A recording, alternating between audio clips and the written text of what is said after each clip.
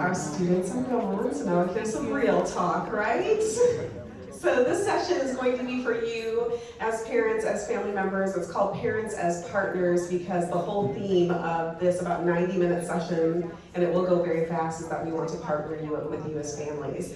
But we have a few people using the facilities, so before we get started, why don't you turn to your left or right and meet another parent or family member. Introduce yourself, where your student is from, and what they're majoring in.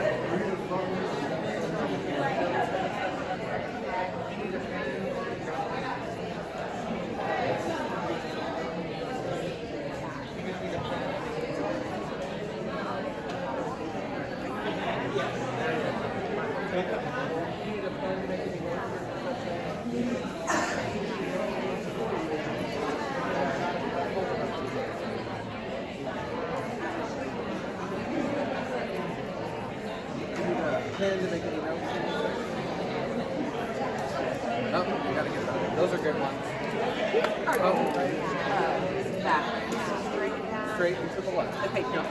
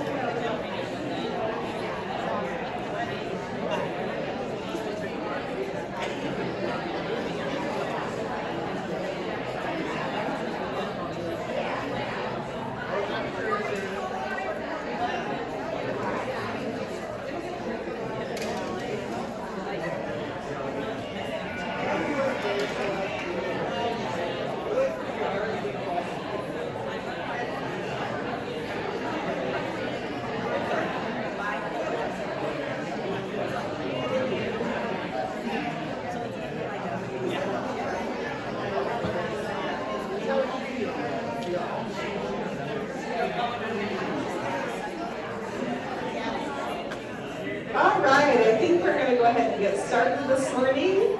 Again, this is the Parents as Partner session, and this session is for you as parents and families to learn all about the resources here at Millikin to support your students, but most importantly to meet all of us up here, your support team for your students. And so how this session is going to go today is that we'll do a brief intro, and then each of our folks up here is going to be introduced and go through a short presentation about their area, and then we'll have plenty of time for questions at the end. So during the course of this session, make sure you have this blue folder out. Hopefully your student left it with you. In this folder, there's actually a handout that talks about 13 conversations that we'd like for you to have with your student over the summer, and it looks like this as parents as partners on the top. And we're going to go through these 13 conversations one by one, and what we hope is that we arm you with the information you need to sit down over the summer, maybe in a long car drive, maybe at your favorite coffee shop, maybe over a Sunday dinner, and talk with your student about these 13 topics and how these topics can help them be the most successful at Millikin University. And your student has certainly made a wonderful choice coming to Millikin University. They are in great company. We are about to release our 2021 Success Report, also known as the First Destination Survey. This is a survey that most colleges and universities complete and submit on an annual basis. And it is a mark of how many of your graduates, the percentage of your graduates annually, are employed professionally or go on to graduate schools within 6 months of graduation. And for the last 10 years, Milliken has been in the 90th percentile for our success rate. But for the class of 2021, we just finished collecting all their information. We'll be reporting that we have a 99% success rate. So your student, thank you for that.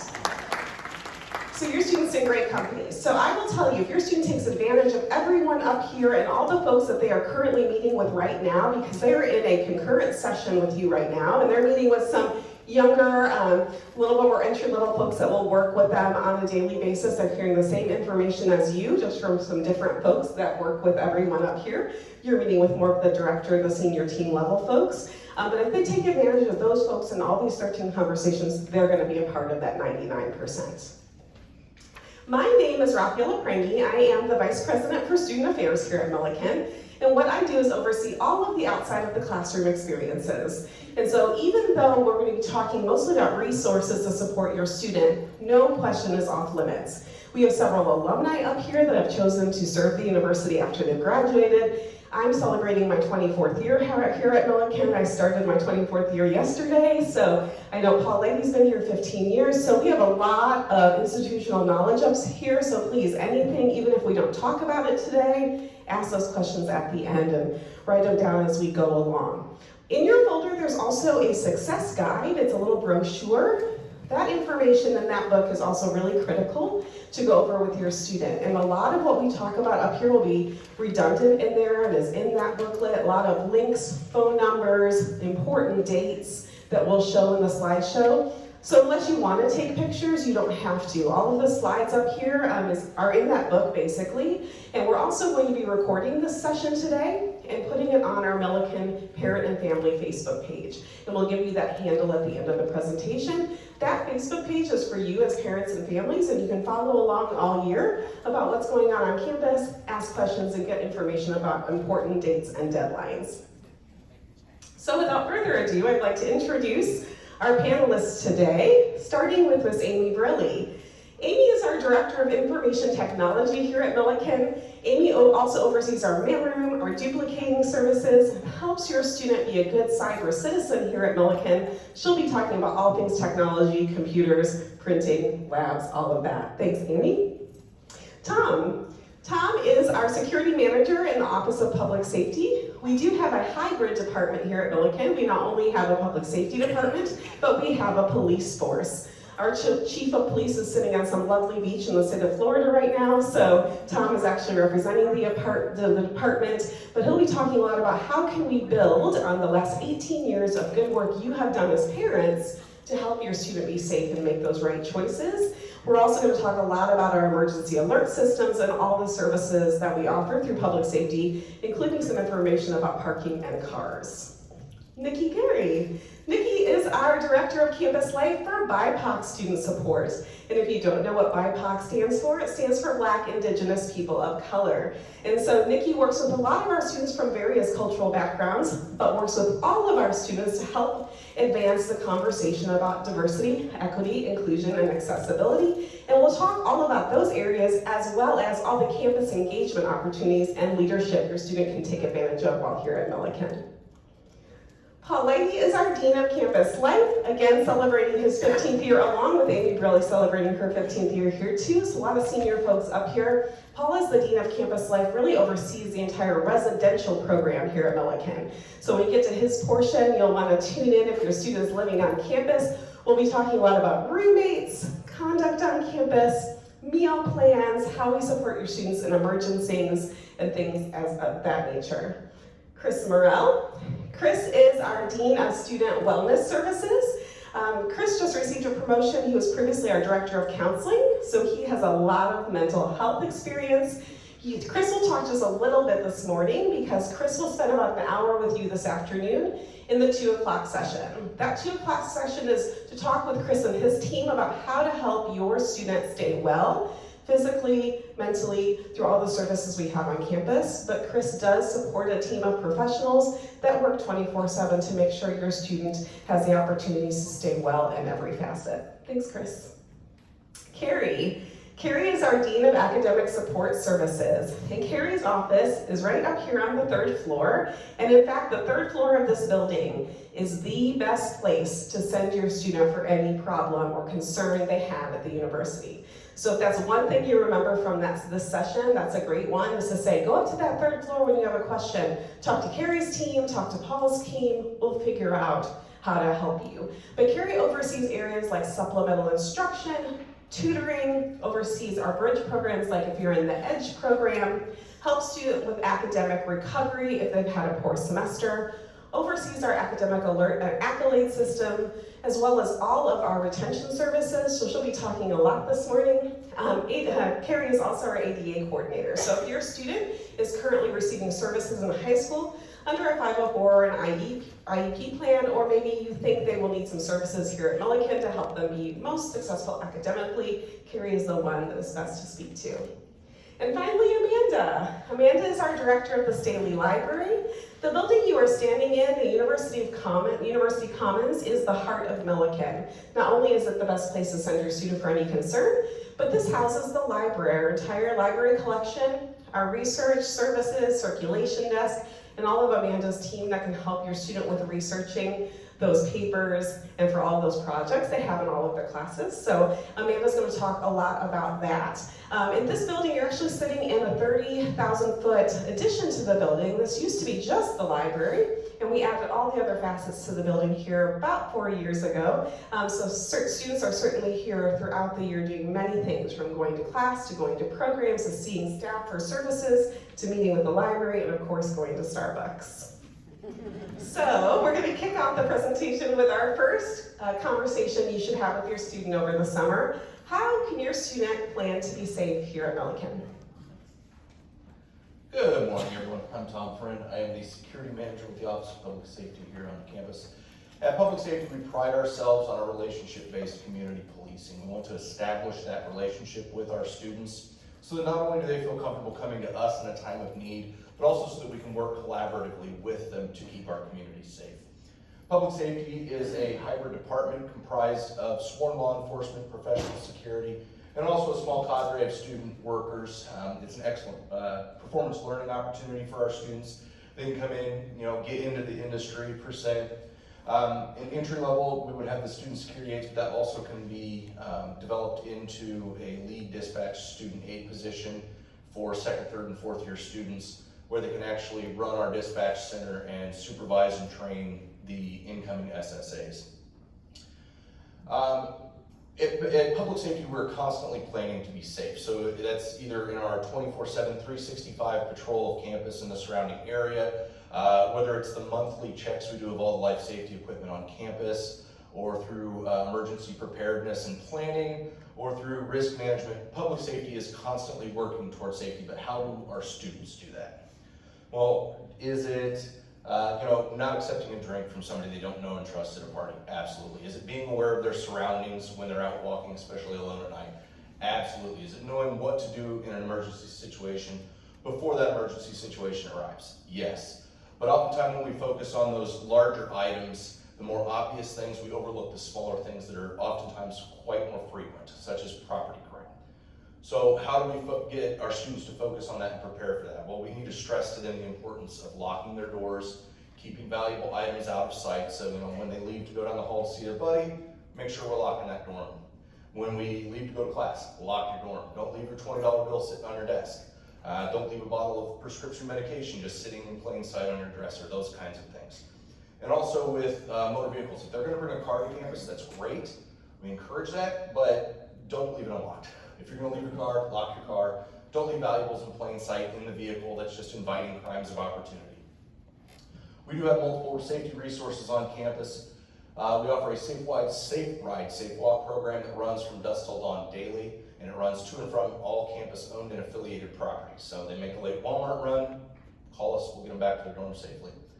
We do have our MU alert system, which is an emergency broadcast system that we have. They're currently getting the sheet over in their meeting to sign up for that. You can have up to 4 devices per account, so if you'd like to be part of that, I encourage that. However, do keep in mind that 90% of the alerts that we do send out are weather related, so be prepared for those tornado alerts at 2 in the morning. We do have the campus conduct hotline, and we will also be coming live, hopefully by the end of this month, definitely by the beginning of August, with our Rave Guardian app, which is a mobile app that they will have on their phone, which will be kind of like a mobile blue light that they can carry with them. They'll have other various resources, such as links to Title IX resources, the conduct hotline, nearest hospital, things that they could use when they're out and about. Last thing, parking. So we do not have a restriction on the number of freshmen that can bring a vehicle to campus. We only have a restriction of where and when they can park. So freshmen will register through their MyMilliken. Over on the right-hand side, there will be several mini bars. One's labeled tools, that'll drop down, a couple of purple squares with white cars in them, one labeled parking agreement, the other one vehicle registration. They'll need to fill out both of those, and then to complete the process, they'll need to swing by our office and get the actual sticker for the vehicle. The registration process is not considered complete until they've been assigned a decal. Thank you, Tom. And just remember, if you're sending a car with your student, everyone on their floor will know who they are before the location of the library stack. So make sure you have a conversation about who's okay to drive that car, where do they leave the keys, locking it up, where they're allowed to go with the price of gas right now. I'm sure you don't want them going far, and there's not a lot of need for our students to generally leave campus for necessities. We have a CVS within walking distance, a grocery store within walking distance, several restaurants within walking distance, and a lot of delivery services. Students can be delivered their prescriptions to Milliken. We have Uber Eats and Grubhub, and we have a lot of other transportation options like our city bus system and trolley system that will take them into local areas near campus where they can have entertainment and recreation. And after this afternoon, when you come to the closing, there'll be some community tables available for you, and the transportation center is one of those, so you can talk with those folks this afternoon if you have questions about that. Our next conversation is how do you access healthcare on campus, and I'm actually going to take this one. We just entered into a new relationship with HSHS Hospital Systems. If you're familiar with Macon County, you know that we have two main hospitals. We have Decatur Memorial Hospital and St. Mary's Hospital. So our connection is with St. Mary's Hospital, their overarching health system. But if you are not from here and you have a network-based health insurance that you'll be sending your student with, make sure that you call that health insurance company this summer and ask them to give you an exception for both of those hospitals for your student to use those hospitals in network. That will allow you to have less of an out-of-pocket cost for your students' daily visits that they might take to our clinic, or if they have to see a specialty service, or if they have an ER visit. So once again, those two hospitals are Decatur Memorial Hospital and St. Mary's Hospital. And insurance companies, since your student's living here 10 months out of the year, actually are pretty flexible with that usually. A couple things about our on-site campus clinic. So we do have a full-service health clinic on campus staffed by nurse practitioners, but not any nurse practitioners, our School of Nursing faculty. So that's really nice for us to have faculty working alongside our students. They understand our students' needs and the academic environment. And this health clinic can serve your student like any kind of walk-in clinic you would have in your own community. So ill and well care, immunizations, allergy shots and injections, any kind of regular care, maintenance, routine care that your student experiences at home, also reproductive care, or even if they just need symptom management. You know, this is the first time your student's going to be advocating for their own medical, health and services. So great conversation to have with your student over summer is like, how do you make a doctor's appointment at the clinic? We're open Monday through Friday, 9 to 4, and then we have on-call services after hours that Paul will talk about later. A couple things that we need you to send with your student. One is their health report and their immunization record from high school. You can complete this online on our website, and you can either submit it, fax, or you can send it via email as a screenshot, or you can just send it with your student in August. If you have a student athlete, they're likely already doing this with their coach. But the health report just gives us some understanding of your student's medical background. If they're a diabetic, if they have intense allergies, if there's other conditions we should be aware of so that we can support your student properly at the clinic. You can also list any of your local providers at home so we can do some waivers between our clinic and your local providers to share information if you want to have a medical team approach for your student. From an immunization standpoint, all of your students probably have the immunizations they need generally to come to Milliken. It's whatever was required from their high school, If you're not from Illinois though, you may need to add the meningitis vaccine to your list, as not all states require that, but the state of Illinois does. Other than that, you probably have all those that you need. Just submit that vaccination record from high school that you did their senior year. We do not require the COVID vaccination at Milliken, but as of last year, nearly all of our students, faculty, and staff were vaccinated against COVID-19. So we have a lot of density in terms of vaccination here on campus. We will ask that your student either upload their COVID vaccination card and booster to the My Milliken portal, or that they submit an exception form. And that exemption form is found online as well, and we'll be communicating all of this with them during their first week here on campus. And I mentioned My Milliken, that is their portal to all things Milliken, and Amy will be talking about that later. Lastly, don't forget about that insurance card. Please send that health insurance card, a copy of it, with your student to Milliken. We do charge for medical services, so we'll be running insurance payments or personal payments, your preference, but we never require a student to have any cash or payment at the time of service. We will bill later. We want to make sure we never put a barrier in front of a student to go to the clinic. We want them to use the clinic often, as much as they need it, so they can stay physically well to go to class. That's really, really important, not to be sick for 2 weeks and have a really bad sore throat and then find out you have strep and you've missed a ton of classes, and now we not only have to work on getting you well from a physical standpoint, but academically as well. So talk to your student about, at that first scratch, at that first sniffle, the first time you feel like, I'm just not feeling good, go to the clinic and see one of our amazing nurse practitioners, and they will take care of them. Our next conversation is, where do you go for academic support at Milliken? And Carrie's going to take this one. Good morning, I'm Carrie Pearson. So my office is the Center for Academic and Professional Performance, or otherwise known as the CAP, which is located here to my left, your right. So we support students all things academic and all things that are related to the career or professional performance. So we will help your students make academic plans, help them with time management skills. Their schedules are going to be very different in high school than they were in college. They're traditionally used to that 7 to 30, 8 o'clock to 2:30, 3 o'clock. They're gonna have gaps in their day that they may perceive as free time. We will help them figure out what to do with their free time in regards to academics or other things here on campus. In addition to that, we will help students who potentially might need a little bit of a recovery plan if they've had a rough or a bumpy semester. Each of your students will get midterm grades every semester they're here at Milliken. That will be middle to end of October or end of March, first part of April. So you as parents need to kind of put those dates in your head and make sure that you're asking your student about those grades. You are very used to, or at least I am, I have a 17-year-old, very used to being able to go on to whatever platform your high school had. You can see what their grades are. You sometimes know what the test grade is before they know what the test grade is. You can figure out what they ate for lunch. That feature that you got in high school, it does not exist really in college. And Rafaela is going to talk about a waiver that you all have that we can help you with some of that as parents.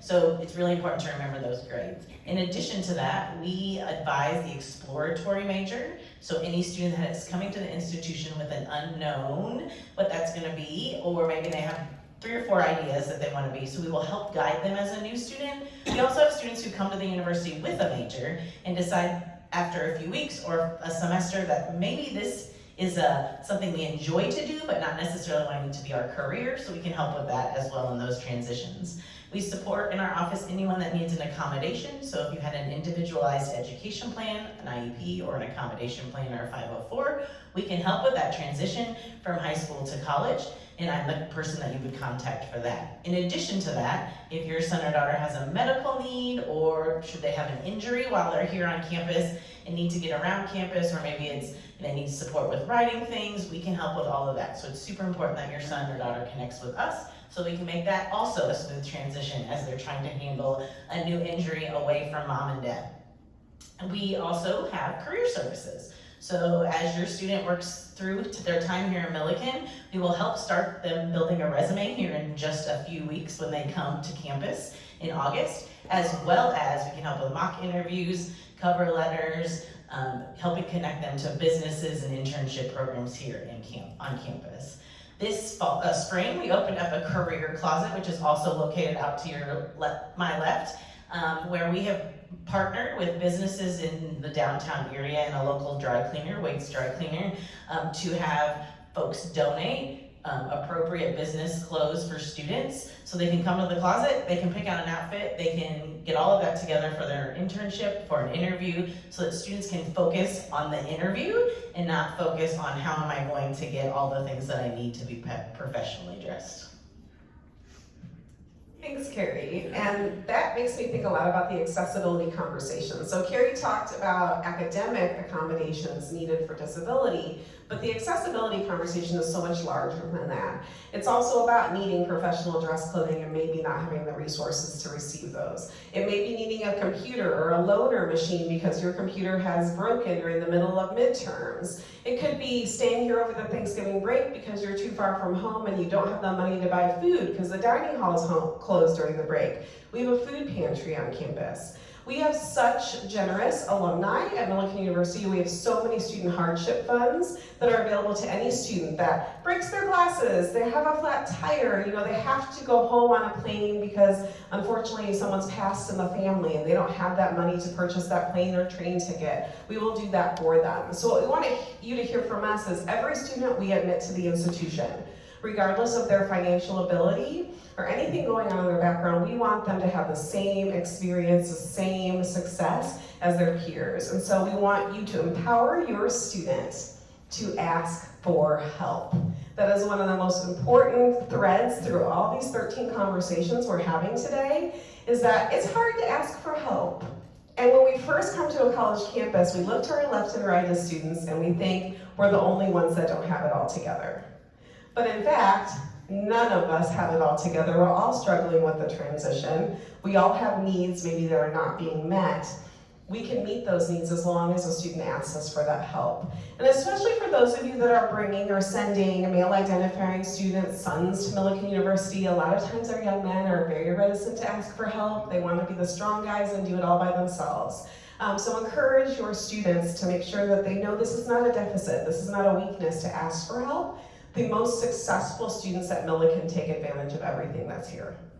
Our honor students are going to tutoring. A lot of people don't think about that. I have a 17-year-old son who tells me tutoring is for folks that don't know what they're doing in classes.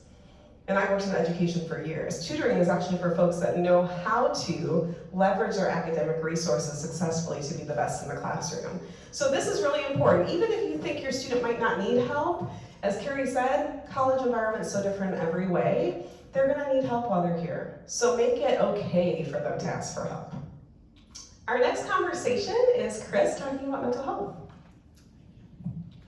Just to continue that conversation about normalizing the conversation about taking care of yourself, we'd love for students to do it early on and start those conversations before they feel they need it, because then at least they know those relationships and we have those relationships with your students to be able to continue helping them and moving them forward, helping them be successful not only academically, but more holistically. And that's a word we hear a lot about because we do really want to take care of all parts of the student. If the student's getting straight A's but not sleeping every night, that's problematic. That's not as happy and healthy as they could be. So again, my name is Chris Morrell. I'm the Dean of Student Wellness. Probably should say that again. You will all see me at 2 o'clock, so we'll go over our office's services a little more in depth and kind of talk about how we can continue supporting your student before they get to campus and once they are on campus.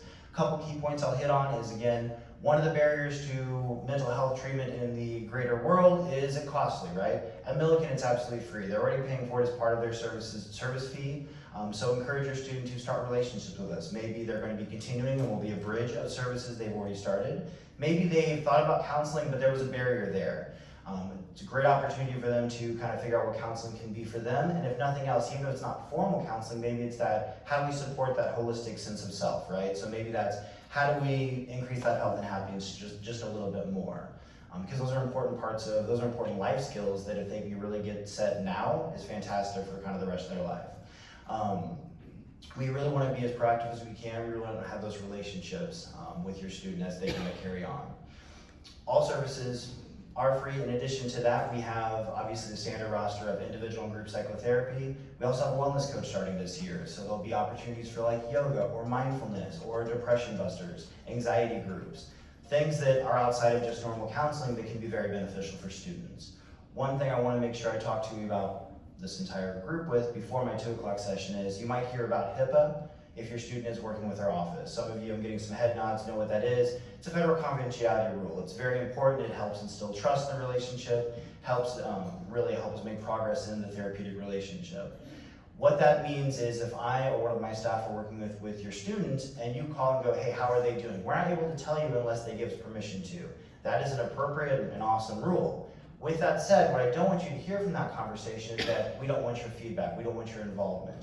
Again, part of this discussion now, and while your student is here, we definitely want you to be an active part in helping support your student while they're here. So if there is something that is amiss, something that you pick up on, that we might not be privy to, or something that happens over a weekend, right? Maybe they go home for a weekend and they feel a little bit different, or there's something important for us to know about, feel free to reach out to my office, reach out to any office up here, and let us know, hey, could someone do maybe a soft check-in? Hey, can someone support our student in this way?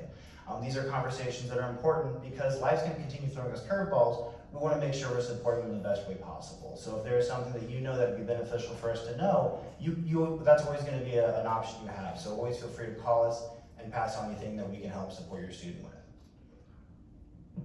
Thanks, Chris. And the average percent of college students that use their college counseling center is about 11% right now, but at Millikan it's about 20%.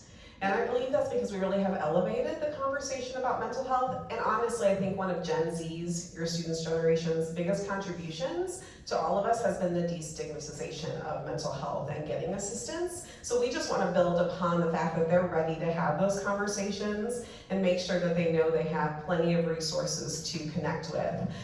Students can see folks pretty quickly. So, when you call a provider in your community for counseling or therapy, you might be a month out or so from your first appointment. We can usually get students in within a week or two for any kind of normal general intake. If it's a crisis, we can get them in that hour. So we have crisis services as well as just normal services for counseling, and we have folks on call 24/7, and Paul will talk about that later. But if your student does have a mental health history, maybe they're taking medication, they currently have a treatment plan, just like you would talk to Carrie about some ADA assistance, you'll want to talk to Chris today about your student so we can start with early interventions and connections and make sure that Chris has some ability to talk and communicate with the therapy team back home. The next conversation, actually next two conversations, Miss Gary is going to take. She's going to talk about how to get involved on campus and the DEIA conversation. Hi everybody. So first of all, how will your student get involved on campus? So just like we have family traditions, we have traditions here at Millikan, and you'll see them listed on the PowerPoint slide. So a few of our traditions are around the holiday time, in this room we have our annual cookie party. And this past holiday season was our 88th annual cookie party. So imagine this banquet room filled with thousands of cookies. And the cool thing about it is that our student-run organizations, they actually come and perform at the cookie party. So something that kind of breaks up just their everyday going to class, going to training, going home. Another tradition that we have here at Millikan, of course, is our annual homecoming game. Has anyone been to a Millikan homecoming game? Anyone? Okay, some people over here, I see a few others.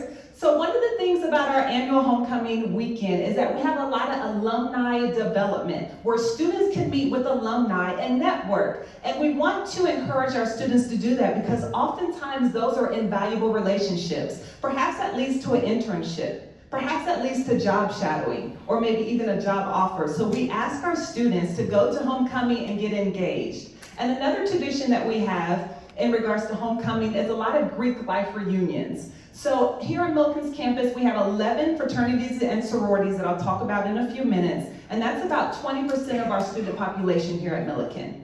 Another tradition that we have is our pancake breakfast, and that's every semester. I call it the pancakery. So every semester, finals run Monday through Friday. So the Sunday night before finals begin, we have an annual pancake breakfast. And what that looks like is in the evening time, we serve them pancakes or a breakfast for dinner, but then we have a social hour after that. This past semester, you guys have all seen a riding bull, right? Well, we have a riding shark, like baby shark, baby shark. So it's pretty cool where the students were able to get on this mechanical shark and kind of have fun. And that's one of the ways that we holistically approach them to de-stress before finals. We're very intentional in that.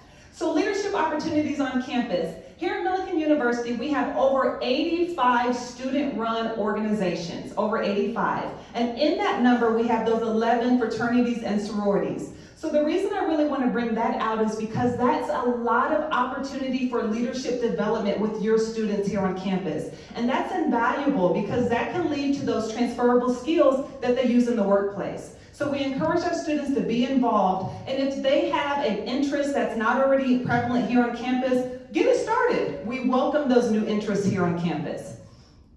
And then also we talk about our orientation services for our students. So we offer orientation services for students that are just our traditional students, maybe an international student, or maybe someone that's transferring from another university to Millikan, because we really want this to be like their second home. A home away from home. So we are very intentional in having those orientation services for all of our new students.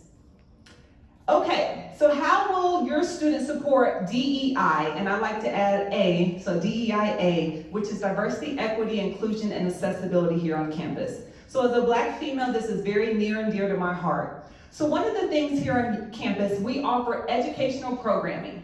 And that educational programming includes a lot of Heritage Celebration Months. So on campus, we celebrate Black History Month, Hispanic Heritage Month. We celebrate Women's History Month, right? Just examples of where we can embrace other cultures and do it in an educational but fun and engaging way. And then also we encourage you to have critical conversations with your students that we will also have here on campus in regards to things that are maybe uncomfortable. Race, right? Injustice in the political arena. Have those uncomfortable conversations, because one of the things that I do know, some of our greatest breakthroughs in life are when we unlearn the things that we learned, right? Those are some of the greatest breakthroughs. So we encourage those type of conversations on this campus because we want your student to be better when they leave here than they were when they came. And then lastly, we want to talk about these identity-based student organizations. So again, we have over 85 organizations, but many of those are identity-based. So as you'll see on the screen, we have the Black Student Union, which I'm the advisor for. We have our Latin American Student Organization, which we call LASSO. We also have the Multicultural Greek Council, Multicultural Voices of Praise that I also advise, and then we have Spectrum. And Spectrum is our student-run organization that supports the LGBTQ+ community on campus. And one of the things that we do as an organization to be inclusive of everyone, we also offer ally training. And ally training here on campus is where you can become an ally, a supporter, someone that understands the community, the LGBTQ+ community. And that's really important here on campus because we do believe in everyone being inclusive and accepted. Thanks, Nikki. And what Nikki's talking about really is performance learning outside of the classroom. That 99% of students that are professionally successful after they graduate have learned how to create and foster those skills that employers are looking for in many of the conversations Nikki just talked about. So what are companies out there looking for right now? Folks that already have cultural competency. Folks that already know how to manage and supervise. Folks that already know how to present and speak publicly, right? They're learning all of those things at these cultural programs, in the student organizations, in fraternity sorority life, being a paraprofessional. I'm fond of saying that Millikan students are not spectators, that students don't sit on the sidelines, that this is an immersive experience. And if a student's chosen Millikan and thinks they're just gonna play their sport and go to class, they're woefully wrong. Because there are many more hours in the day and the week that we need to fill with these performance learning opportunities so they can become the 99%. And you want to get your return on investment, right? You're spending a lot of time, a lot of money. You spent 18 years up until now positioning your student to be the best version of themselves. And we want to partner with you to keep that going. But we can only do that if your student takes advantage of all corners of the institution. No matter where they come from, what they look like, or how they identify, we have a way to help them be better. So encourage them to get out of their room. Encourage them to go volunteer in the community.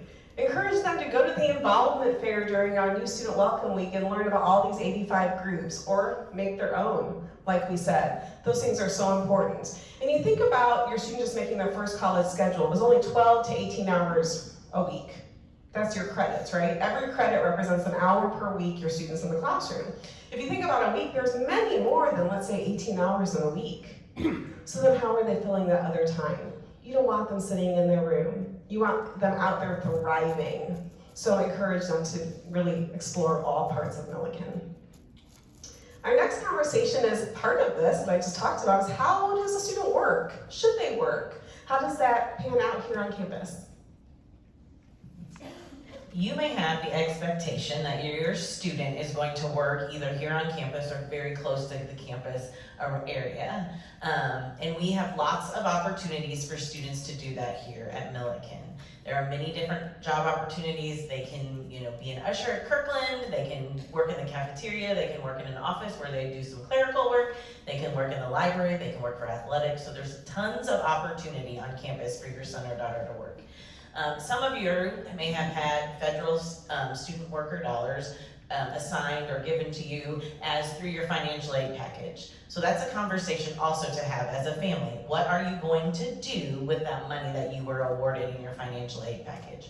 Are you going to have them get a direct deposit every 2 weeks and have that money in their pocket and that be their spending money so they're not calling home and asking for spending money? Or are you going to have them put that directly on their bill? So they'll work, they won't get the paycheck, and you as the parents will watch the bill every 2 weeks go down. So what does that look like for your family? You need to decide that. So they can work up to 25 hours here on campus, but we really encourage them to work, especially as first-time students to Milliken, about 10 to 12 hours within their schedule because they have all these other opportunities to be enjoying as well. Just like any of us who have had a job before, they have to bring some documents. Again, mom of a 17-year-old makes me very nervous to hand her birth certificate, social security card, or a passport. But we have to have those. It's a federal rule. So again, have that conversation about what are your expectations when you give that to them. Do you give that to them and then the next visit you make sure that they return it back to you and making sure that it's, while it is here, that it is safe and put away as Tom suggested. So your son or daughter can apply on what we call Handshake, which is our platform that we use for jobs. And the nice thing about Handshake is even if the expectation right now is you're not gonna work your first semester, which that is common for some freshmen, that platform will help your student down the road as well. So it's really good for them to get onto that system and create their own account because down the road as a sophomore, junior, or senior, they can apply for internships and post-graduation jobs for all over the globe. Thanks, Karen. Just want to go back to the federal work study conversation really quickly. A good number, probably over half of our students are awarded the federal work study dollars in their financial aid package. If that does apply to you, know that if your student takes that money for spending, as Carrie talked about, you will need to find another way to fund that $1,000 or $2,000 in your package that was otherwise covered by the work study funds. Sometimes that's not well understood, and then a parent will get a bill at the end of the fall semester for $2,000, and you think, well, I didn't agree to this, and it's because our student decided not to work or they did direct deposit. So just make sure you're having that good conversation. And with the shortage of hourly workers and retail and food service workers, there are a lot of jobs out in the community as well here at Milliken. And while that can be very alluring to our students, I would suggest that first-time students do not work off campus because of the travel time it takes to get to and from campus and the fact that employers off campus are not flexible with class and athletic schedules. And it's going to put your student in the middle and they're going to have a hard time either keeping that job or figuring out how to be on time for classes or their other commitments, which will further cause some overwhelm and anxiety. So we have plenty of positions on campus and we really encourage them to work with us because then they make another connection in another office on campus, another person that can observe them, another person that can mentor them, and they can have that relationship down the road. And it's just a lot more fruitful, especially in that first year. Our next conversation is about academic records for students, and I'm going to take this one. In your folders is a form that says at the top, request to share student information. And that form is how we can create a little bit more connection between you as the parent and the academic record information of your student. And I'm going to hold this form up for you. This is what it looks like. And this form allows your student to complete the form and say, yes, I want mom, dad, grandma, grandpa, aunt, or uncle, whoever, to have access to my academic record. It's not seamless in that you'll have a platform or you'll have credentials where you can log on and get the information, but you can then call my office or one of our senior team offices and we can verbally give you the information you're requesting, which otherwise we would not be able to do that without the waiver on file. This is your student's waiver, so that's also important to understand. They can rescind it at any time, which is why this is part of the 13 conversations to have with your student, right? So as a family, what's your expectation? Are we gonna start out the semester and just see how it goes and expect that if your student's struggling, they call and contact you or ask for help? Is the expectation that they screenshot those midterm grades and those final grades and give them to you every semester so you can also still get that insurance and driver's insurance discount, right? You need those things for that. Or is it that you're gonna start out with this waiver because you're a little bit concerned maybe that they'll struggle and you'll wanna know some information pretty early on. It's really up to you. The form can be completed today by your students, so they will need to fill it out and then wait to sign it, and then sign it in the presence of our notary public back here in the CAP office. So I would encourage you to talk about it today if you like, and then if at the end of the day you'd like your student to get it notarized and signed, we will then submit it to the registrar's office for you. Your student can also enact the waiver at any time during the course of their college career. So it's just important to talk about it as a family and decide how you want to talk about grades.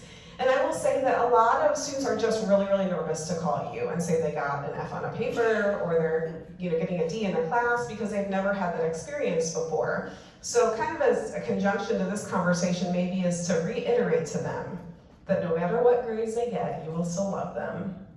And that while you might be disappointed if they have something happen that's outside of their character, that you'll work through it with them.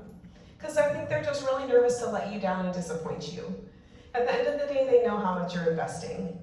And so they just don't want to worry you. And as young people, they think they're invincible a little bit. They think they can fix it automatically. It's going to get better, but not if we put our heads in the sand and we don't ask for help. So just make sure you have that well-rounded conversation about access to records, when grades are being sent home, and then also like how you'll react if they are having a rough time.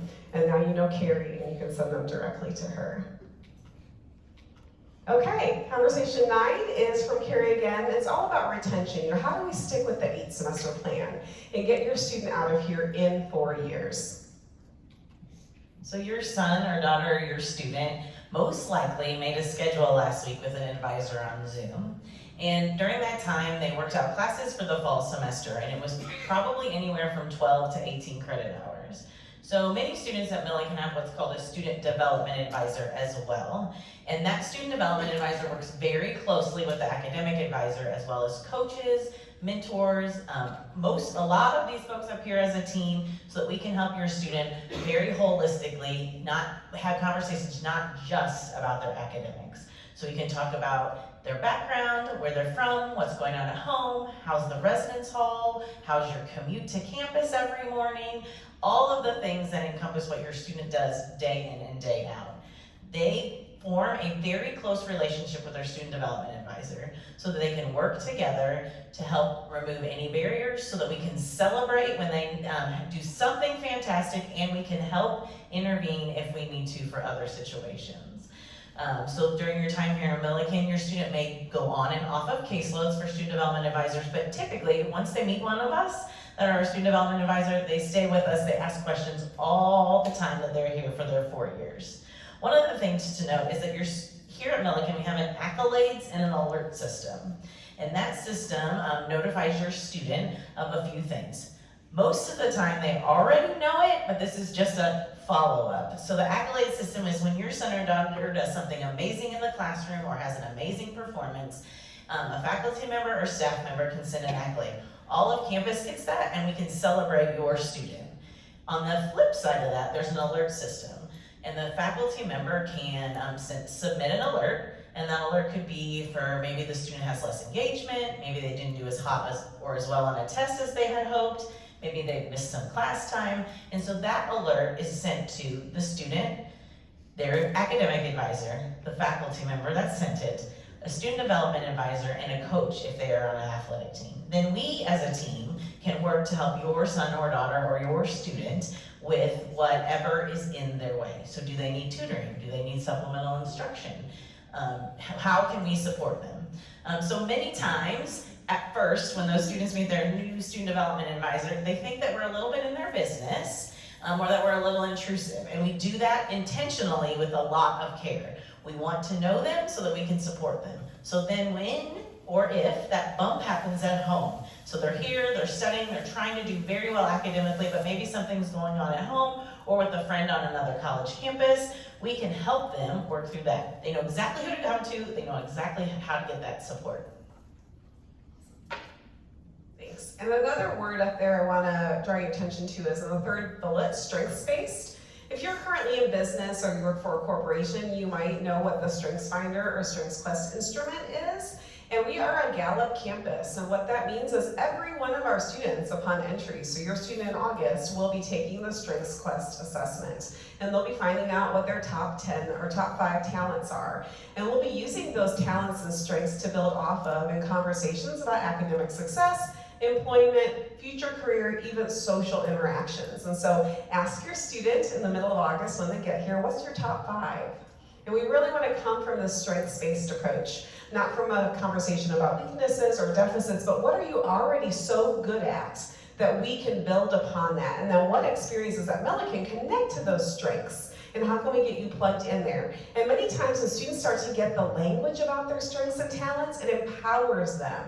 They name them, they claim them, and then they aim them into these experiences. And then they surround themselves with other people maybe who have different talents than they have. And then they start to learn more about those talents. We all have all the talents, it just depends on what we're more talented in. So as a Gallup campus, we're really excited to be one of 400 campuses nationwide that take this approach and use it throughout the 4 years of the student's experience. Okay, the next conversation is from Mr. Paul Leidy. He's going to talk about all things residential, but commuter parents do not tune out because we'll talk about how our residential program can also support our commuter students. Again, good morning, and today is actually the beginning of my 15th year. So June 16th, many years ago, was my first day back at Millikan. And Millikan has been my home. Actually, I'm an alum. So I was in your student shoes way back in 2000, went here for undergrad, worked at another university, came back, and have been here since 2008. And so not only is Millikan my home, but my goal and your goal is Millikan to be your student's home for the next 4+ years, right? So living on campus, by show of hands, how many of your students currently at home share a bedroom with a sibling? Today's about the lowest day, it looks like, or right around there. So all of the rest of you can now raise your hand likely because your student, if they're living with us in the fall, are gonna have a roommate, right? And that's one of the most critical pieces of educational information that we wanna walk away with you today is the importance of living with somebody else, right? Not only for those students that are living with us on campus, but even those commuter students, the fact that we're gonna take 2,000 students and bring them together, and there's gonna be some difference, right? So for those of you that are living with us in the fall, you received your housing assignment information today. And at some point you may not get along with that roommate. You may not like where you live. We may need to make some kind of changes. And so one of the things that Raphael has said that we will say over and over again is getting your student to learn to advocate for themselves, right? It's always those little issues and things that start to bother the student right away when maybe somebody uses one of their items in their room, maybe there's that little bit of conflict that does not get resolved, that rears its ugly head at stressful times later in the year or semester, right? So one of the first things, if your student is saying, my roommate did this, or I don't like that, have them help have that conversation with them, or have them ask for help. So we can do a roommate agreement, and oftentimes that's one of the first things we're gonna say is, hey, you and your roommate sit down and have that conversation, right? What are the expectations of living in that 10 by 15 room, right? And if that doesn't work, we're gonna do a mediation, right? And so again, that's really important for your student to say, this is what I'm thinking, and this is what I'm feeling, right? They've lived with you for the last 18-ish years, and you have maybe fixed it or figured it out, or again, they haven't shared a room. So it's really important for them to start to think about that. For those, raise your hand if your student is planning on commuting. Awesome, I love the commuters. So one of the things I always say to those students that are commuting is help the students on campus understand the great things about Macon County, right? There's so many awesome things within Decatur and the Macon County area. As Raphael said, we have a community fair later today, but help those students who live on campus understand why it's cool to be here. And for those commuters, you can be adopted by a residence hall for, right? We can get you integrated into our residence halls so you can be a part of all the programming and different things that happen within the floors. We do have that 3-year live-on requirement. So I know that we have any of you transfer students today. We have some, maybe a few transfer students. Great, awesome, welcome. So as a first-year student to the institution, we have you live in our halls. Unless you're a transfer student, you're likely living with us over at the Woods. And so for a traditional student coming in as our first year, we do have that 3-year live-on requirement. So halls as a first year, and then as a sophomore and junior, usually living in our Woods apartments. Or we have 5 of our chapters have fraternity and sorority housing. We do have a number of seniors that still continue to live with us on campus, and we're about 60% residential. So the reason I ask about commuters and whatnot is that the majority of the things happen here, right? So for those students who are constantly going off campus, or even within those first 6 weeks, your student is trying to come home, get them to stay here as much as possible, right? So we have all of our dining services, all of the different services with not only in campus, but in this building. It's important that they engage in that. So if your student is living with us as a first-year student in the halls, we automatically load them with Plan A. Plan A is 19 meals a week. That's breakfast, lunch, and dinner Monday through Friday, and brunch and dinner on the weekends. And they get $100 in flex, right? So you all had Starbucks this morning, and hopefully that was a good experience. Or you have that ticket, don't forget to use it today. But a cup of coffee is about how much right now at Starbucks? It's a lot, it's like $1 million, right? It's probably about $5. So your student is automatically getting that $100 in flex, and if they are not going to the cafeteria for breakfast in the morning, and they're like, I'm gonna get my mocha choco frappuccino, whatever they're getting, and they do that every day, they're gonna go through that flex like that. So a really good conversation to start to have with them is, how are you spending and using your money? And those flexible dollars can be used at any of our vending machines, over at Domino's, and when you come to campus, you can actually utilize those too, right? But that's why they're on a meal plan, right? If they're not a breakfast eater, I would encourage them within the first 2 weeks to switch to Plan B, which is 14 meals a week. So that's 2 meals a day. All of us within residence life, campus life, all of us within student affairs across, we are here to support your student. And one of the first people they're going to meet if they live with us on campus is called a resident assistant. And we have other paraprofessionals I'll talk about in the next slide that are here to help make sure that your student is successful, and that's their go-to person, that peer, right? We already talked about meal plans, laundry. So by show of hands, how many of your students are doing, folding, putting away their own laundry right now? That's not bad, good job. Let's give you guys a round of applause. I know I'm struggling with that at my house right now. And so in all of our residence halls and our apartments, we have laundry facilities. So in the residence halls, either in the basement or first floor, there are those facilities. There's no cash or card. They can just simply go and utilize those. It takes all those high efficiency, you can use the pods, etc. All of that's there in our apartments over at the Woods. There's stackable washers and dryers in those units already. So if your student comes home for fall break with a trunk full of dirty laundry, put it back in the car and say you should have done it while you're here at school, right? So it's another really important thing that we have a number of students that come to college and they're like, I don't know how to do my laundry. And so our staff will help, but that's a really good thing to start to think about, especially if you're an athlete, right? You're used to somebody at home washing those dirty, athletic clothes and whatnot, and they need it the next day. That's gonna stink after a while, right? You all know that, right? In your folder, there is a Milliken Success Guide, and a number of us within Student Affairs put that together for you as a way to say, hey, over the summer and throughout your time at Milliken, talk about what it means to be away from campus, talk about what it means to now be a student, right?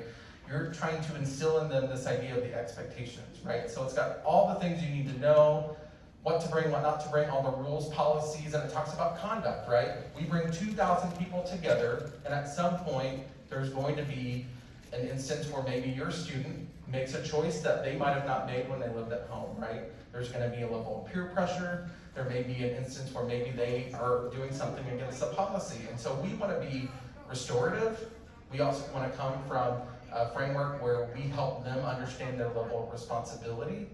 And so at the end of the day, it's really important for you to start to talk about not only what's it gonna be like to live away from home with other people, but if they make a choice, like going out to drink for the first time, as Officer Friend talked about, what's that gonna be like? What are the potential consequences? Or how can we still be educationally based, right? We wanna be restorative and also provide that opportunity to learn with your student. If at some point there are any questions, one of the other things that we need to know is that this session is not only for you, but it's important that your student is getting a lot of information and that there is such a huge safety net for them, right? And this plan to communicate. So I have a 10-year-old, a 14-year-old, and a 17-year-old. My 10-year-old is my daughter, right? And at some point, if I text them all, who texts me back first?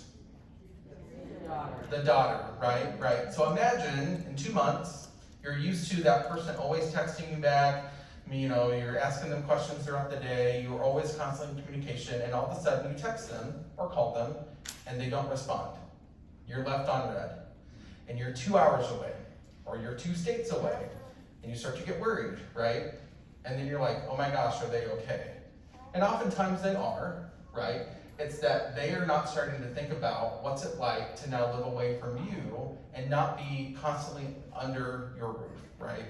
And so starting to think about what happens when they don't communicate with you, right? You're gonna start to call, right? You're gonna start to send everybody on Milliken, and we will go to their door. We always treat it, we will. You might call public safety, my on-call staff will go, and so it's really important for them to think, why, right? Like what am I gonna start to do when situations like that happen? The other thing is that maybe they are injured, maybe they are hurt.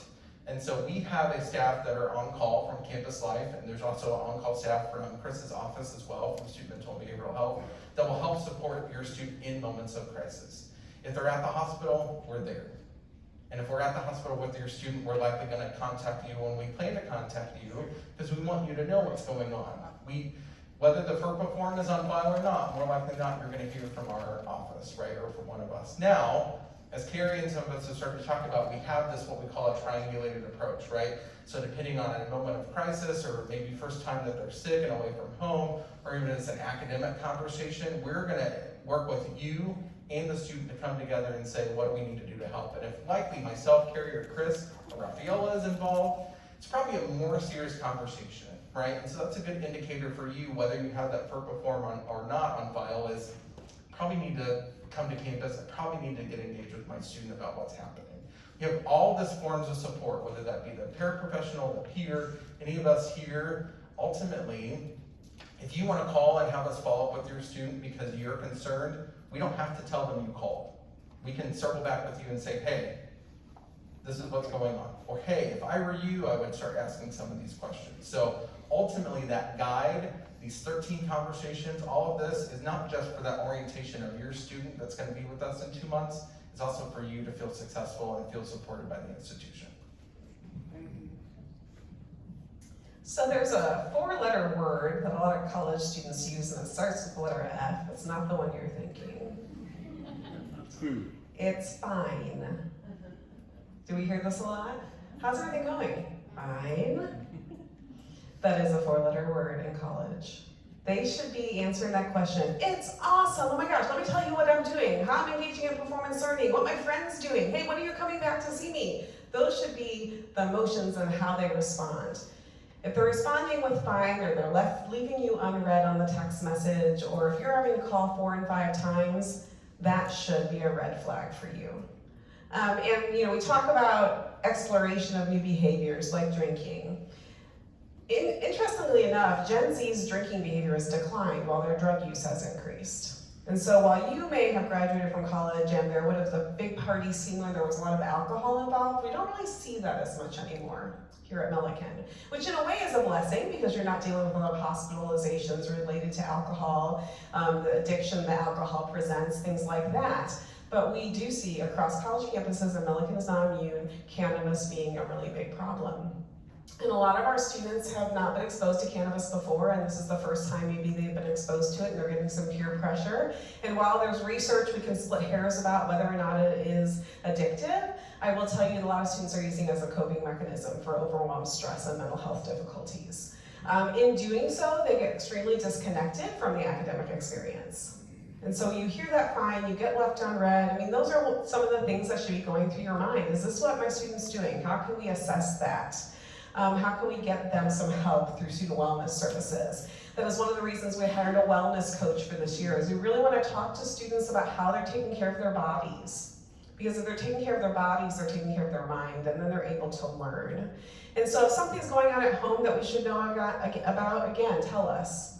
If you're concerned and you don't think we know, tell us.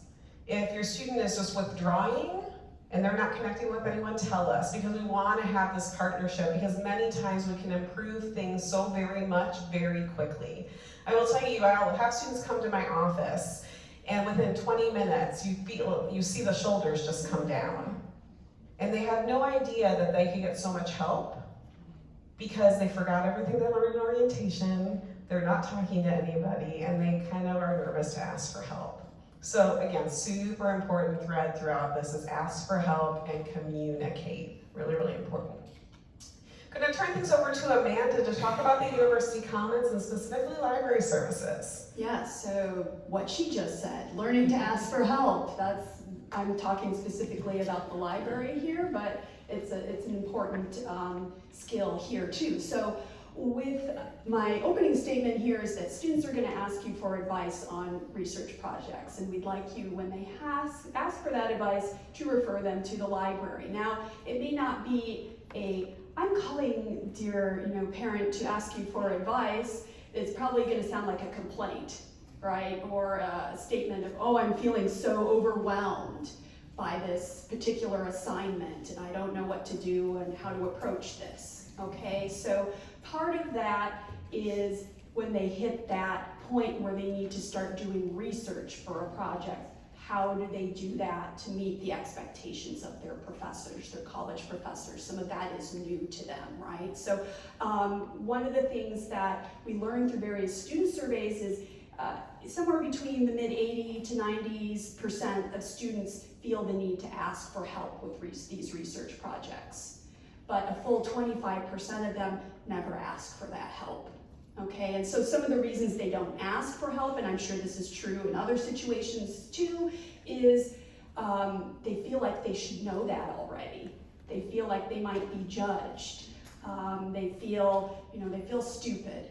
And we want them to not feel that. We're all here to help them, not to judge them. People come to us with many different skill levels and experiences. A lot of high schools and K through 12 experiences now don't have very fully supported libraries, teaching them the sort of things that maybe they need when they hit college. So they may already know all these things and be fine, or they may not, or they may know certain things and not others. So we're here to help all majors, all levels of students, no matter what their previous experience is. And when they do ask for help, the 75% that do, they're usually going to ask an informal source of help. So you all, the parents, the siblings, the friends, maybe even a high school teacher that they connected with really well, they're sort of feeling a little scared to approach the formal sources of help at a new place. So that's why we ask for your help in referring them to us as people that they need to develop these relationships with so that they can be successful. Some of the things the library does in particular, we have lots of research assistants. They can talk to us one-on-one. They can send us an email. We have a chat box on our webpage that they can start chatting with us about what they need. They are going to see us in their classrooms. So their university seminar class, they do a self-guided tour assignment of the library at one point. We'll also see them in the classroom to discuss specific things that they need to learn so that the professors are satisfied with the research they're doing. They might see us in their advanced courses too. So I work with a lot of nursing students, for example, okay? We have a lot of resources. We of course have books, ebooks, databases with the scholarly resources they need. We really need to teach them to go beyond Google, to go beyond Wikipedia. A lot of the professors I talk to say the beginning students are very good at this point at looking stuff up, but that's not the same as college level research. So we want to teach them to go beyond going out there and Googling something and interacting with the scholarly sources they need. And we also have friends in the Writing Center and the Math Center. Those people are, of course, trained to help students with those specific skills, okay? The University Commons, as Rafaela mentioned, this is a new experience for us. We used to be a library that was all on its own. We really benefited from having all of these partners in the building that we can refer to each other when we need to refer students to different services. It's not just study that goes on in this building, it's fun experiences, it's wellness activities, things like that. But when your student is having maybe a little roommate conflict, or there's too much noise in their dorm or their living situation, this is a place that they can come to de-stress, be by themselves, concentrate, research. So they can do that here. We also have what I call study alone together experiences. So that might be an informal group that decides to come together to research and support each other sort of individually, or they might have organized study tables through one of the student organizations that meets here. They can have group work, group meetings to get their work done. We have all these cool whiteboard walls, technology, study rooms during the day that are classrooms, but usually at night they just use as study rooms. Of course, the third floor, which has been extensively discussed, all the resources up here, and the spirit shop and the coffee shop. Keep them awake during their studies. They can go take a break for their meal and then come back up to their study table. They can also once in a while take a nap on a couch when they need that. I see that especially at the end of the semesters. All right? Thanks, Amanda. And Amanda likes to remind me that the library is not the bookstore, and that's very true. Although your student can get help in all their classes from Amanda and her team, we do have a way for them to purchase books, and we haven't covered that yet. So I just want to quickly explain that in July, your student can go on their My Milliken account. Their schedule will appear right there. They can click on each course and open up their syllabi. And on their syllabi will be all the books that they need to purchase for each of their courses. Please have them purchase their books before August 1st. One of the best ways to get behind and start in a deficit academically is to not have your books on the first day of classes. And we certainly see some students that for one reason or another have stopped purchasing or purchased short of what they need or delayed that, and they are 300 pages behind after the first week of classes in reading. They'll be doing a lot of reading in their courses that they may not be accustomed to, so they want to have that jump start having the materials on the first day. We have an electronic bookstore here at Milliken through My Milliken. It's called eCampus. When you go into eCampus, it will automatically populate that for your student. Look at their books. You can purchase or rent or get used books or ebooks through eCampus, so you have a lot of options. And you can also go out to the marketplace, which means you do not have to use eCampus. You can also use Amazon, Chegg, BookHub, whatever you'd like to use. If you have a book voucher, however, so if in your financial aid package you received a book voucher or a book award, that book award is going to come in the form of an e-gift certificate, and you'll use that at eCampus only. So if that's part of your package, you'll want to use that. So after July 1, all those syllabi will be loaded and you'll be able to look for those books. Okay, Amy is going to close us out here before we take questions, and she's going to talk about all things IT. Hello, I'm Amy Briley. I'm the Director of Information Technology here, and as Rafaela mentioned, I'm starting my 15th year at Milliken. I want to add one thing. The folks up here have said over and over how much we are here to help your students, but not only are they talented and intelligent, they care, and they care very deeply about you and your student. That's why we are all here, is for you and your students. So please rely on us on a regular basis. My office is located in Schilling Hall, and more importantly, so is the help desk. So if your student is having account issues, I've been able to help a few folks already today, but if your student is having account issues, please have them stop by during a break perhaps today, and we can make sure that we can get them logged in. Computers, we have computers on our website. Let me say that, let me rephrase that. Computer specs. So the specifications for computer requirements here on campus are at milliken.edu/IT. And those specifications are both for a Windows machine and a Mac machine, and a Mac, like a MacBook. And that's the minimum requirement for a computer that you could bring here on campus. We encourage our students not to use Chromebooks, as they are not as robust as an actual computer. If you have a Chromebook, that's fine. We have several computers on campus that they can utilize. So just be aware, if you haven't purchased a computer, you can go out and look at those minimum requirements. We also encourage students to ask their faculty member or their advisor if they're in a specialized major. That way they, like let's say it's art or design or something like that. They may want them to have a MacBook so that they can have specialized software on that MacBook. So maybe have your student ask their faculty member or advisor what they would recommend as far as a device. I want to concentrate on 5 things that your student needs to know or to do before they come to campus. And many of them have probably already done several of them, so that's good.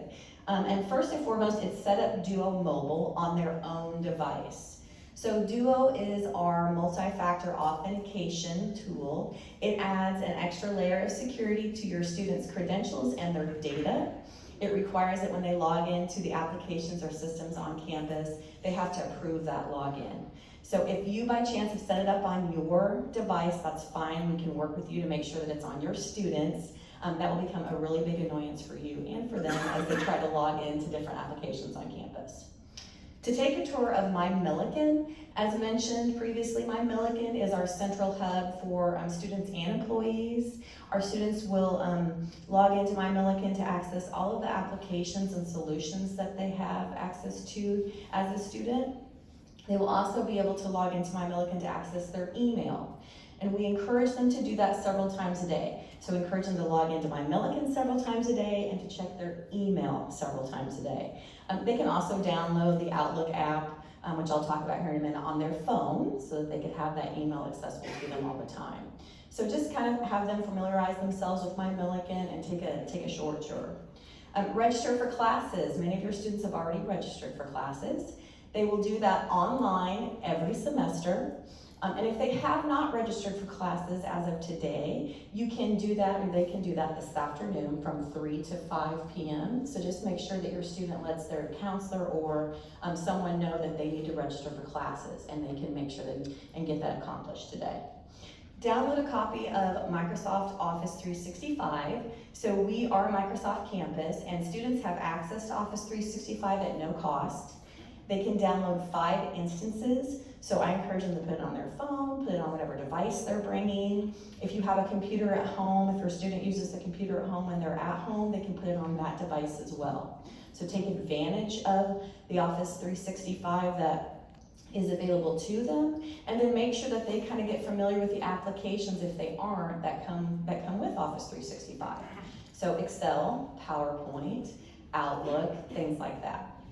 Validation. So we ask our students to validate every semester, and validation is basically just a very simple process to say, I'm a returning student, this is my contact information, and this is my emergency contact information. They'll be able to do that after July.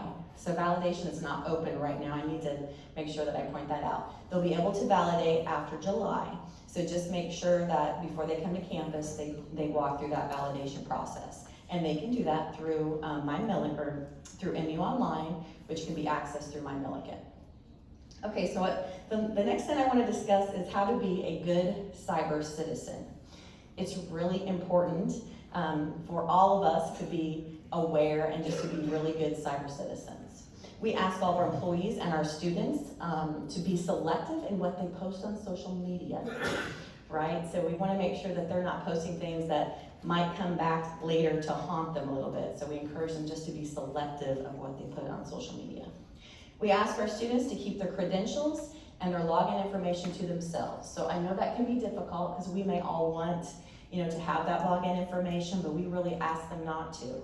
And especially do not share it with roommates or folks that come to visit, maybe that want to get on the Wi-Fi. We ask them not to give their credentials out to anyone, so that then we aren't giving others access to their data, to their grades and things like that. To be responsible for their own devices and the health of those devices. So there's a lot of free virus protection and things like that out there. We can help them choose one if they would let you know if they need that assistance. But just make sure that their devices are, free of viruses, so that when they need to use them for classes, they can, and they're not, always having trouble with the devices that they bring to campus. We encourage our students and our employees to be very careful clickers, right? So when they get an email and it has, a link to upload any kind of personal information, don't click through the emails. Don't submit personal information through an email. So we really encourage them to be careful about what they click on. For whatever reason, every single year we get an email sent to campus that says, hey, I am looking for someone to walk my dog, and I'm gonna pay you $300 a week. Everyone's like, wow, that sounds like a great deal. And you're like, yes, it is. It is too good to be true, because it is. And then before long, we have students or someone reply and provide information that maybe they should not provide to this individual who's trying to collect information. So we ask them to encourage them to be careful clickers. To be aware that we are all sharing this network and we are all one big community. So if you think about it, at home, maybe you have 4 or 5 individuals in your home that are on your Wi-Fi. Well, we have 2,000 here that share this network. And if they're in an apartment over at the woods eventually, and they have 3 roommates, there's 4 people. One person can bring 10 to 15 devices that need to be connected to the network. So before long, you could have 100 devices in one apartment trying to connect. So we just remind people to remember that you're sharing this. So if you're having trouble, or if somebody's having trouble connecting one of their devices, maybe work together and say, oh, let me disconnect 5 of mine, or something like that. So we encourage them to be good cyber citizens and share this network that we have here at Millikin. Thanks, Amy. And we also ask that your student does not bring a wireless router with them to campus, as that does disrupt our network, and just work with IT to make sure that they can get connection well in their space. Okay, be thinking about what questions you have, because we're almost there. I'm just going to go over some important dates really quick. And this is in your folder. You have an important date sheet, so you do not need to take a picture of this unless you want to, but we will have different move-in dates for different students. So depending on what your student is doing when they arrive at Millikin, they may come as early as August 7th for the EDGE program, which is our bridge program, or they may come in August 9th for football, or they may come in with all the other first-year students between August 15th and 16th. This is one of the things we've kept from COVID, actually, is kind of a staged-in move-in process. It makes it a lot easier for everyone. So Campus Life will be in touch with you about which day is your move-in date and when to come.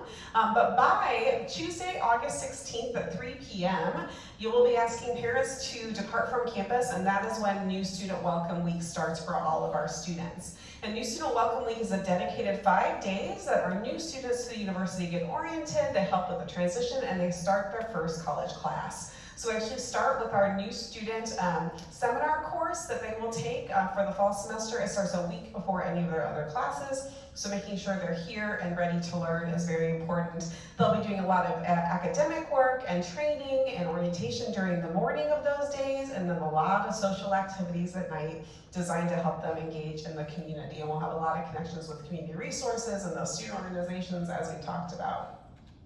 It's very important for the first 6 weeks, or the first 21 days at least, of your student's first semester at Millikin that they do not come home. If they are homesick, you coming to them here is a lot better choice than them going home, because as Paul said in his presentation, if your student steps away from Millikin in the first 6 weeks when everyone is making friends and establishing connections, they'll be doing that without them while they're away. And you don't want your student to be the one that is not here engaging while everyone else is, and then comes back and is kind of behind the 8 ball in terms of their relationship with other students and even their academic success. We will end our fall semester in December around the 16th, and they do have a very long winter break because we have a January immersion term here at Millikin. Many students will elect to take an additional course in the January immersion. They want to add a major or a minor or a certificate, or maybe they're behind in a course because they didn't do well in the fall, or they can also even do a travel course with a faculty member during that January term. They can also choose just to stay home and have a nice time with family. We start the spring semester on January 23rd, and then we end on the 19th of May if you're looking for travel schedules kind of thing. If you are looking to stay in Decatur as a non-Macon County person when you come for homecoming or senior student play sports or a theater production, the Decatur Conference Center and Hotel, about a mile from here, has a parent rate for you all, and you can call and just say you're a Milliken parent, and they'll give you a Milliken rate, and it's the closest hotel to campus, but there's also a lot of options up north as well. So we will take any questions now. Who wants to be the first brave soul? Yes, sir. Is there any special movement date for baseball? Okay, is there any special movement date for baseball? I don't believe so because it is a spring sport. So mostly your sport movements that are early are going to be your fall teams that are doing that. But anyone that's involved in a co-curricular program will hear from their program director if they have an early movement date. There's one right in front there, yeah. Do you all have a program where students can purchase a computer with an educational discount? Because my student's wanting to get a new computer. So on eCampus, the bookstore that Rafaela mentioned, you can log into My Milliken, have your student log into My Milliken, and go to eCampus. And there is a tech center on eCampus, and there are a few devices on there, both Mac and Windows machines. And you can actually purchase those with financial aid dollars, but you can there is a slight educational discount on them. Yep. I saw some other hands earlier. Yes. I think your name was Gary. Maybe I'm there. Social Security. Tom. Yeah. Okay, Tom, I'm sorry. So I did already go on a residence hall tour. Unfortunately, I didn't see them when they opened the doors. I was kind of far back in the line. But my question was, to get into those halls, do they have to swipe an ID to get in there, or do they just open the door and get in there? Yes. All of our residence halls, and actually all of our academic buildings as well, most of the entrances to these buildings are controlled by proximity readers. So it's an access level that we load onto their ID card, and then they swipe into the building, and then obviously their individual rooms are key entry. Got it. Thank you.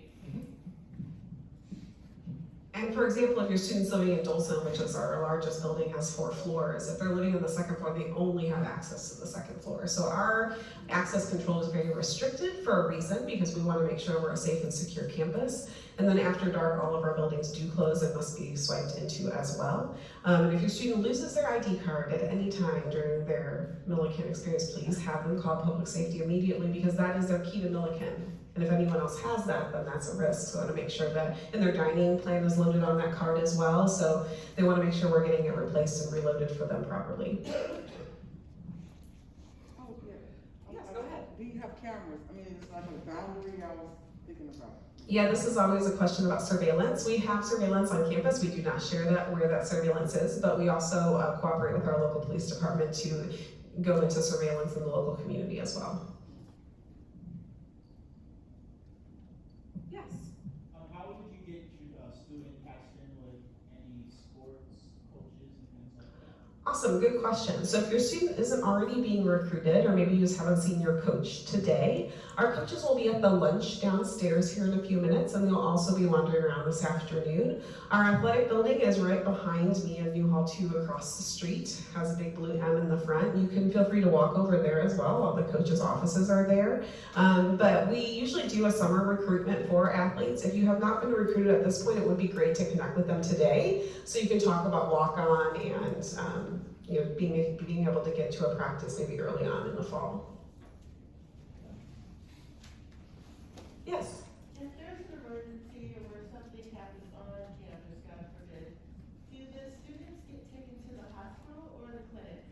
That's a good question. So if there's an accident or emergency, do the students get taken to our clinic here or to the emergency room? It depends on the incident, right? So if it is something that's a broken bone or a severe trip and fall that might require a trip to the emergency room because our clinic doesn't have radiology, for example. But if it's just like a twist or a sprain, they're going to be going to the clinic here, be assessed, and then we'll determine whether or not they need to go somewhere else. We try to err on the side of resolving at the lowest level possible, because we don't want to cost you a lot of unnecessary medical expenses, and we don't want that traumatic traumatic experience for a student to have to sit for hours in the emergency room or be in an ambulance. And so if we can handle it here, we're going to do that.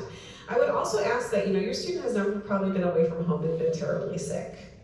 Most students haven't. So at some point they may get mono, or they may get strep, or they may get a really bad flu virus, or maybe they end up with COVID. Help them understand how to manage symptoms properly. We do have a lot of students each year who take themselves to the emergency room for things that would otherwise be able to be handled by over-the-counter medications, or even by just working with our team here. So you don't want those unnecessary bills, and you want to help them advocate for their medical wellness. So just help them understand, when is it too bad? 100-degree fever is an emergency room visit, but maybe 104, we need to start talking about it, and kind of those granular pieces of how do they support themselves. Yes? In July, my daughter's going to be having ACL surgery. So, you said that you guys provide help to on our campus, but she's also going to need therapy, outside therapy. Do you do it on campus, or does she have to go off campus? So if a student needs physical therapy, is it on or off campus? If they're a student athlete, we do have athletic training here. If they are not an athlete, we'll refer them out into the community, and we will offer transportation if that is necessary. So please connect with Carrie today about your student surgery so that we can make sure we have them in an appropriate housing assignment for the fall, and they don't have to do stairs or anything like that. Yes? Specialty supplies, for example, nursing stethoscopes, uniforms, are those listed for the extra and then people just go to the bookstore, can you get them off? Yeah, so the question is about specialty supplies, not only applying to nursing, like this parent, but like art supplies and things of that nature. The faculty will have those on your syllabi and will tell you where to purchase them. Sometimes it is through eCampus, other times they have a specialty provider they want you to use, so that will be directed on your syllabi. All right, well we will, one more, go ahead.